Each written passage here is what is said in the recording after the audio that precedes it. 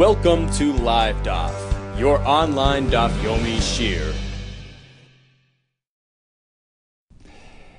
Shalom Aleichem and welcome back to today's Daf Hayomi Nedarim Daf Pei Beis. We are holding on Pei Aleph Amud Beis on the second line from the bottom of the Amud. Ba'ominei Rava Meirav Nachman. So we know that the Torah empowers a husband to apply hafara to a neder which was expressed by his wife, provided that neder falls under one of two categories. It pertains to inui nefesh. It's something which is annoying, something which is depriving her of something that she needs. In that case, his hafara is absolute. It is one of a permanent nature. It absolutely cancels the neder going forward, whether she's still married with him or even if she goes on to marry somebody else, that neder is batal. Whereas if the neder falls under the beinoi li beino category, it interferes with their interpersonal relationship, something which is more marriage related. In that case, husband as well will have a koyach of hafara, but only of a more limited nature. It only affects the neder as long as she's with him, but after divorce, that neder sort of props back up and comes back to life. Now, we also know that Rabbi Yossi's interpretation, Rabbi Yossi's way of defining inui nefesh is way more limited than the Rabbanan's interpretation. Rabbanan apply a broader interpretation to the term inui nefesh. Refraining from showering, etc., is considered inui nefesh, which allows the husband to treat them as such. Whereas Rabbi Yossi disagrees. According to him, all these things are not considered inui nefesh. He has a very limited definition of inui nefesh. In fact, as we learned yesterday, if she'll make a neder to refrain from interacting as married with her husband, that, according to Rabbi Yossi, is not considered inui nefesh. Rather, it does constitute beinoi lebeino, which allows him to treat the neder as such, but it's not considered inui nefesh. What about according to the Chachamim? How do they treat this type of neder? That's today's sugya. Says the Gemara on the second line from the bottom of the Amud. Ba'ominei Rava Meirav Nachman. Tashma shamita l'Rabbanan. If an isha makes a neder to refrain from interacting as married with her husband, how do the Rabbanan classify this neder? Inui nefeshu? Does it fall under the umbrella of inui nefesh? It's a very intense deprivation. Or is it simply considered something of a more interpersonal issue? In which case, he can be mefer, but as we explained, it's a more limited type of afara. So is it considered deprivation for the isha, or is it more like an emotional deprivation, which is more of a relationship type of issue, which is called beinoi lebeino, and not inui nefesh? Amalei Rav Nachman responds, I have a raya that is considered merely beinoi lebeino. The Mishnah says, Unetulo ani mina Yehudim. An isha gets up and says, I'm making a neder to keep away interpersonally, as married, from all of Yehudim, all of Yisrael. She's a married woman, and she's making this neder which applies to all Yidden. What does husband do? Says the Mishnah, Yafer Chalka. He has the ability to cancel the aspect of the neder that affects him, that impacts him, which allows her to interact with him physically as before.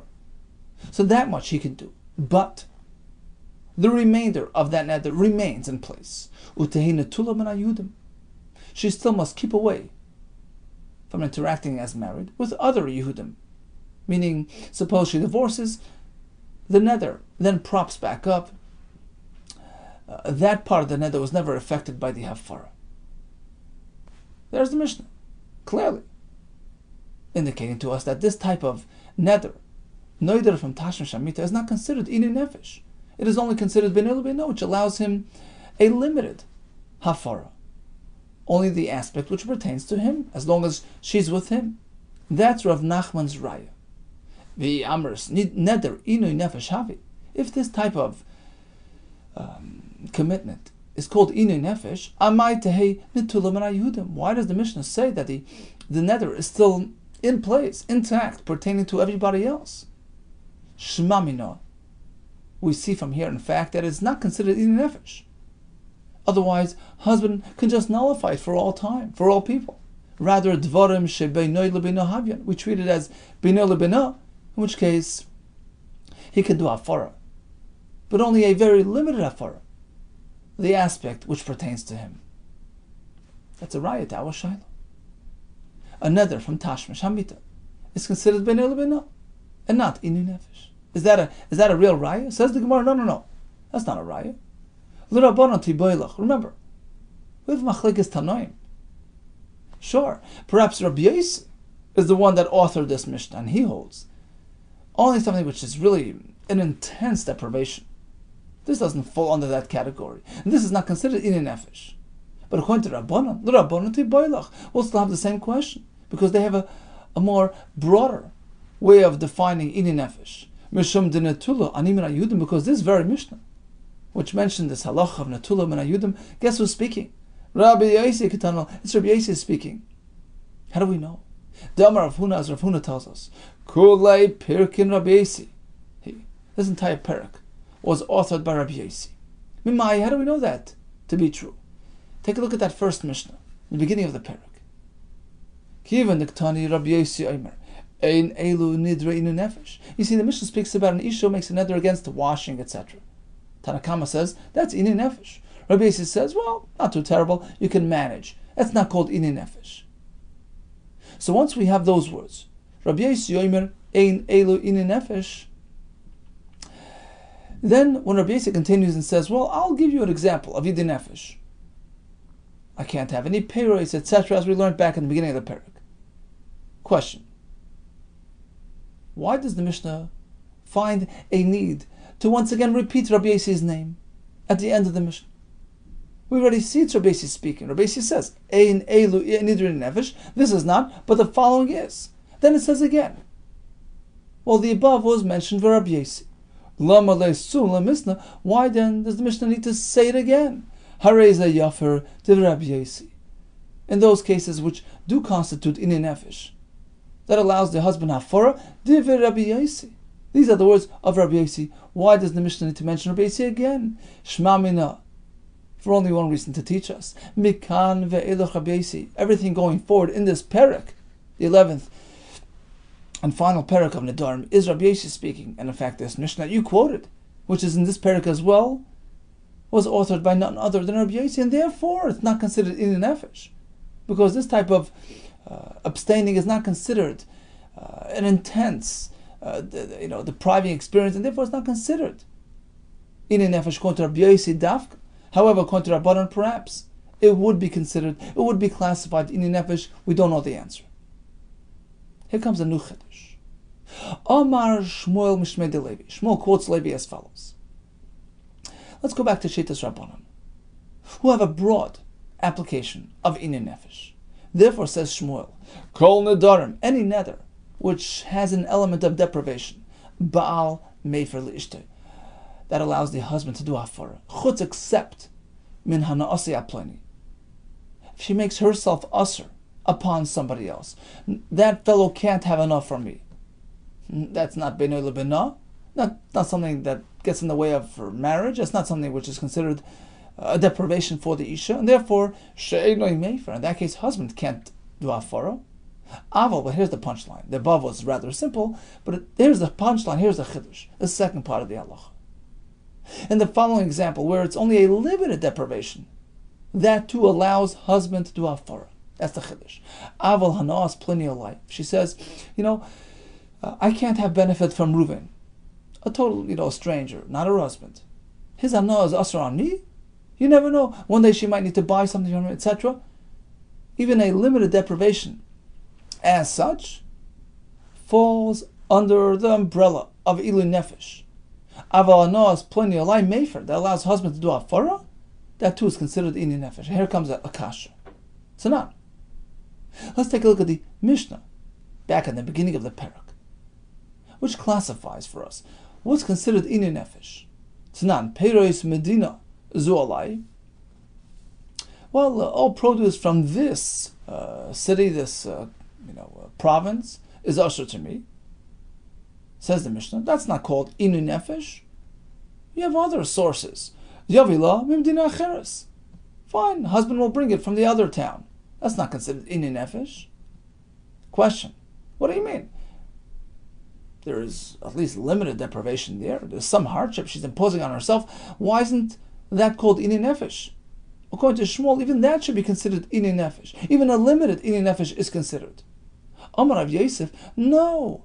She didn't make everything in this Medina Asr. Only under certain conditions. And therefore it's not even considered a limited deprivation. Just avoid those conditions. What conditions? The Ku'amr Shatavi. Shatavi Atah is a girsa. She says, look, I don't want you to trouble yourself to bring me, deliver the fruit. Any peiros from this Medina, which you, my husband, bring for me is usher to me. So, there's an easy way out. Let her bring it instead of him. So that's not called inu nefesh even according to Shmuel. Toshma, here comes another right, another kasha. Peiros chenvon ze'olai. Until she gets up and says, all fruit from this grocer are usher to me. Ein yachol lafer. This too does not allow husband to do afara. What do you mean? It's at least limited deprivation, which according to Shmuel qualifies for afara. Answer is, once again, it was only under certain circumstances. She says, you, my husband, cannot deliver fruit from this chenvani. Okay, so let somebody else do it. That's not even called a limited deprivation and does not allow for afara. The problem is the next part of the Mishnah, which says, right?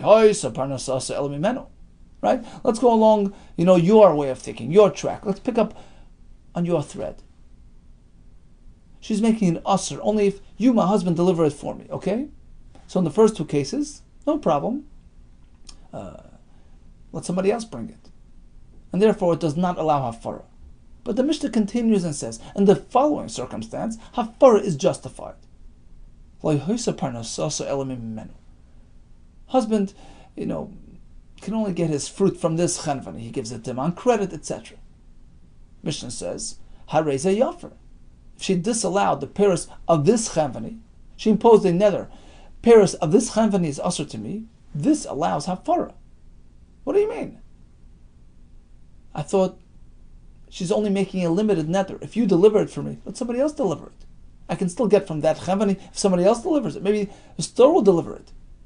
Why does it allow hafara? Why is it called inu nefesh? Be amras the ka'amra. If, according to your, interpretation, we are speaking strictly when she says shatavi atah. The peiros of this chenvani are only usher to me if you, my husband, bring it to me. Amma yafar. Why does that justify hafara? Let the store deliver it.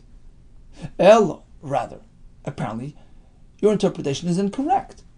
When she said usher, she meant irrespective of who delivers it, and that's why he's allowed to do hafara, because he must get his peiros from this fellow, and there's no way to get it. Elam the seifa deloy maisi bal. Apparently, the fact that the last case, which allows hafara, because it's called deprivation, it's called making life impractical, is speaking that it wasn't limited to husband delivering. Otherwise, it would not be considered deprivation. The fact that the Mishnah considers it a candidate for hafara, justifies hafara, is considered inu nefesh speaking, apparently because it's not hinged on husband delivering it. It's usher regardless. Delay maisi ba'alavi. Reisha deka maisahi. Apparently the first two cases that we brought is also speaking under similar circumstances. It's not hinging on the husband's, delivering. Even if she brings it, she can't have those peiros. And the Mishnah says, in the first two cases, he cannot do hafara. What do you mean? Let's go back to that case. She says, peiros of this Medina is usher to me, no matter who brings it. Baal cannot do hafara. Why? She's depriving. It's certainly a limited deprivation, which according to Shmuel justifies hafara. Answers the Gemara, you're 100% right. Ela Reisha, ein yachal hafar. You're right. In the first two cases, the Isser is irrespective of who delivers. Even if she delivers, it's Asr. And he still cannot do Hafara. Question. Shmuel says, Hafara is allowed in these cases. Answer is, depends which Tana is speaking. Shmuel was speaking according to the Rabbanan, who allow for a much broader allowance when it comes to Inyan Nefesh. Even a limited, small time Inyan Nefesh is considered. Umas Nisan Rabbi Yaisi. Remember, Mishnah's Rabbi Yaisi. A limited Inyan Nefesh does not constitute. Umas Nisan Rabbi Yaisi. Dam Rav Huna, Kula Pikin Rabbi Yaisi. As we just explained. Umay En Yachal Hafara. When the Mishnah says you can't do Hafara, Mishum Inyan Nefesh, because he doesn't consider it Inyan Nefesh. If it's only a limited, deprivation. There's another option. That's not called Inyan Nefesh. Aval Mefer. But of course, if it gets in the way of their marriage, it would be allowed. But the Mishnah is simply telling us it's not called Inyan Nefesh.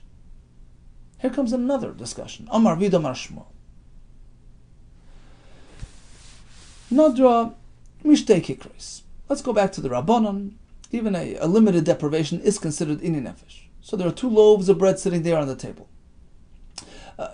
One of them is high quality bread, refined flour. In which case, abstaining from that loaf of bread is considered a deprivation. It's considered Inyan Nefesh. There's another loaf sitting nearby, which is made of coarse material. Not a big deal to refrain from that loaf of bread. Nadra Mishtei Kikrois. She made a neder against both of them. Ba'achas mis'ano. One of them is quite enticing, in which case refraining is considered an inui. Uba'achas ein mis'ano. The other one isn't quite tantalizing, in which case abstaining is not considered an inui. Husband has the ability to be meifir Inyan Nefesh. The trick here is that although, one loaf is not considered Inyan Nefesh because it's not too enticing, but the other one is. So he has the ability to do Hafara on that. But it's really one neder with the other one. So what happens now? Is it only Hafara on half the neder? Or does it sort of spread to the entire neder, which becomes batal? Says Shmuel Chiddush, it's all or nothing. Since he has the ability to do Hafara on that loaf of bread, which is enticing, likewise, his Hafara spreads to the other one as well. It's one deal. The Torah says the husband could do Hafara on a neder, and it's one package. The pasuk says Yifi Renu, right? Isha Yifi Renu. It's one thing. It's one package. It's either bottle completely or not bottle at all. That's Shmuel's shita, but we have a dissenting view. Rav Asi Amar B'Yechanan, no. Meifer l'misan, no. Ve'in meifer l'she'ein misana. Sure, he can do Hafara to the aspect, to the element of the neder, which applies to that loaf of bread, which is pleasant tasting, which is enticing, which is considered Inyan Nefesh, if kept away from. But he cannot do Hafara on the other loaf of bread. So according to Rabbi Yehuda, even though the pasuk says Isha Yifirenu, the entire neder is one, what the Torah meant was he has to be mefer, completely mefer, the aspect of Inyan Nefesh, which he can be mefer. Meaning he can't say, the high quality loaf of bread that is called Inyan Nefesh, I'm only be mefer half of that. That he cannot do. He must apply his Hafara to anything that he has the ability to apply the Hafara to. But he doesn't necessarily have to apply his Hafara to the other part of the neder, even though it's one neder. We can split the neder into 2. The aspect of Inyan Nefesh can be impacted through his Hafara, but not the other part. This is another slightly different version of the way Rabbi Yechanan said his halacha. It wasn't Rabbi Asi quoting Rabbi Yechanan, rather it was Boy Minei Rabbi Asi Rabbi Yechanan. Rabbi Asi asked Rabbi Yechanan the question: what happens if Nadar Mishtei Kikrois? She made a neder to keep away from 2 loaves, ba'achas misano, one of which is considered Inyan Nefesh, uba'achas ein misana, the other one which is not. Mahu, what happens? Amalei, he says, we split the deal. Meifer l'misano, vein meifer l'she'ein misano. Husband can do Hafara on loaf number 1, but not on loaf number 2. and Be'ez Hashem will continue this discussion tomorrow. So today's daf had three aspects. One was the question of a neder against Tashmish Shamita. What is that considered? According to Rabbi Yossi, that's B'nei L'B'nah, which allows for limited hafara. What about according to Rabbanan? Perhaps it's considered Inyan Nefesh. We left it as a question mark.